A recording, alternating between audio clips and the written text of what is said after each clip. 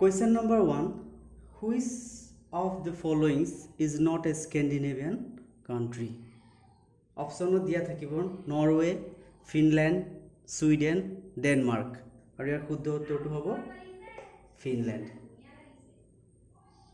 Norway, Sweden, Denmark এই তিনিখন Scandinavian দেশত পৰে। ফিনলেণ্ড যদিও একে শাৰীতে আছে, নৰৱে আৰু ছুইডেনৰ একে শাৰীত আছে যদিও ইয়াক স্কেন্ডিনেভিয়ান কাণ্ট্ৰিত ধৰা নহয়, গতিকে ইয়াৰ শুদ্ধ উত্তৰটো হ'ব Finland. Question number 2. Loktak Lake is situated in Loktak Lake ক'ত আছে? মণিপুৰ, মিজোৰাম, মেঘালয়, বিহাৰ। ইয়াৰ শুদ্ধ উত্তৰটো হ'ব মণিপুৰ। ঠিক আছে, এইটো বহুত ইম্পৰ্টেণ্ট কুৱেশ্যন, কাৰণ মণিপুৰৰ বিষ্ণুপুৰ ডিষ্ট্ৰিক্টত লোকটাক লেক আছে। ঠিক আছে, লোকটাক লেক ক'ত আছে? মণিপুৰত। ঠিক আছে। Question number 3. Honshu Island is situated in Honshu Island ক'ত আছে? Taiwan, Japan, Nepal, Indonesia. এটা বৰ ইম্পৰ্টেণ্ট কুৱেশ্যন। হনচু আইলেণ্ড আছে জাপানত। ঠিক আছে, জাপানত হনচু আইলেণ্ড আছে। হনচু আৰু হকাইডো এই দুটা দ্বীপ জাপানত আছে। হনচু দ্বীপ জাপানত আছে, য'ত জাপানৰ হিৰোশ্বিমা, নাগাচাকি আছিলে। পৰমাণু আক্ৰমণ হৈছিলে, য'ত আমেৰিকাই পৰমাণু বোমা পেলাইছিলে জাপান, হিৰোশ্বিমা আৰু নাগাচাকিত। সেইকেইটা আছে হনচু দ্বীপত। ঠিক আছে, গতিকে হনচু দ্বীপ ক'ত আছে? জাপানত আছে। হনচু দ্বীপ জাপানত আছে। ঠিক আছে। Question number 4. What is the new capital of Sri Lanka? অপশ্যনত আছে A Colombo, B Sri Jayawardenepura Kotte, C Jaffna, D Puttalam. ইয়াৰ শুদ্ধ উত্তৰ কোনটো হ'ব?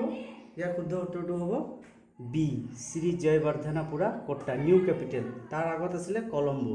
ঠিক আছে, শ্ৰীলংকাৰ new capital. What is the new capital of Sri Lanka? Sri Jayawardenepura Kotte. ঠিক আছে। Question number 5. Question number 5ত আছে The first World War ended on প্ৰথম বিশ্বযুদ্ধ কেতিয়া শেষ হৈছিলে? 11 জুলাই 1948, 28 জুলাই 1941, 11 নৱেম্বৰ 1948, 11 জুলাই 1948। এইটো 11 নৱেম্বৰ আছিলে। ঠিক আছে, এইটো 11 নৱেম্বৰ। অপশ্যনত এনেকৈ আহিব 11 নৱেম্বৰ 1948 এনেকৈ আছে।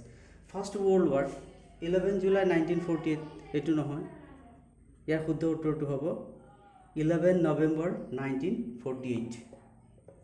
11 নৱেম্বৰ 1948 চনত প্ৰথম বিশ্বযুদ্ধ শেষ হৈছিলে আৰু আৰম্ভ হৈছিলে 28 জুলাই 1941। ঠিক আছে, প্ৰথম বিশ্বযুদ্ধ কেতিয়া শেষ হৈছিলে? 11 জুলাই 1948ত প্ৰথম বিশ্বযুদ্ধ শেষ হৈছিলে। ঠিক আছে। Question number 6. Treaty of Versailles related to অপশ্যনত দিয়া থাকিব World War I, World War II, Cold War, Vietnam War। Treaty of Versailles সম্পৰ্ক কোনটো যুদ্ধৰ লগত আছিলে?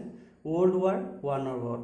ইয়াৰ শুদ্ধ উত্তৰটো হ'ব World War I লগত। Treaty of Versaillesৰ সন্ধিৰে কি কৰা হৈছিলে? World War I সামৰণি মৰা হৈছিলে। ঠিক আছে, ইয়াৰ শুদ্ধ উত্তৰটো হ'ব World War I। Treaty of Versailles is related to World War I। ঠিক আছে। Question number 7. Question number 7 to be Assamese, its formation and development is written by অসমীয়া ভাষাৰ গঠন আৰু বিকাশ এই গ্ৰন্থখন কোনে লিখিছিলে? আমি সবে পঢ়ি আহিছোঁ। কোনে লিখিছিলে? অপশ্যনত দিয়া আছে ডক্টৰ ভূপেন হাজৰিকা, ডক্টৰ বাণীকান্ত কাকতি, মামণি ৰয়ছম গোস্বামী, গোপীনাথ বৰদলৈ। কোনে লিখিছিলে?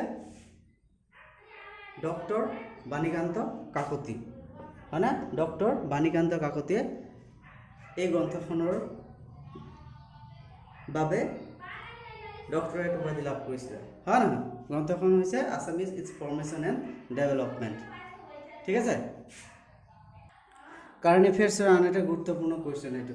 অলিম্পিক 2024 মানে Olympic 2024 will be held in, অপশ্যনত দিয়া আছে China, Paris, Los Angeles, Sydney.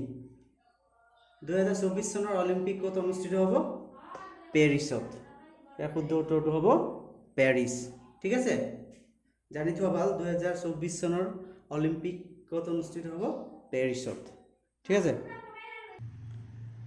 Question number 9. The tallest mountain of Trans-Himalaya is, ট্ৰান্স-হিমালয়াত থকা ওখ পৰ্বতটোৰ নাম কি? আমি চবে জানো ন, হিমালয়ৰ কেইবাটাও ভাগ আছে, 4টা ভাগ আছে, যাক ট্ৰান্স-হিমালয় এটা, বৃহৎ, মধ্য, শিৱালী, আৰু তাৰে ভিতৰত ট্ৰান্স-হিমালয়ৰ কথা সুধিছে। ট্ৰান্স-হিমালয়ৰ আটাইতকৈ ওখ পৰ্বতটোৰ নাম কি? অপশ্যনত দিয়া আছে মইকালু, গডউইন অষ্টিন, গেছৰব্ৰুম আৰু বান্দাৰপুচ। ইয়াৰ শুদ্ধ উত্তৰটো হ'ব কোনটো? ট্ৰান্স-হিমালয়ৰ থকা আটাইতকৈ ওখ পৰ্বতটো হৈছে গডউইন অষ্টিন।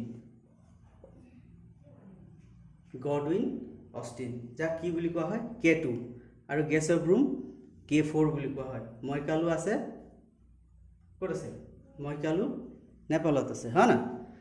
গতিকে ট্ৰান্স-হিমালয়ত থকা আটাইতকৈ ওখ পৰ্বতটো হৈছে গডউইন অষ্টিন। ঠিক আছে।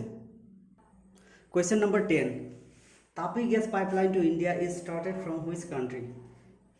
Tapi gas pipeline, ভাৰতলৈ গেছ পাইপলাইন এটা অনা হৈছে, যাক তাপি, TAPI, তাপি বুলি কোৱা হয়।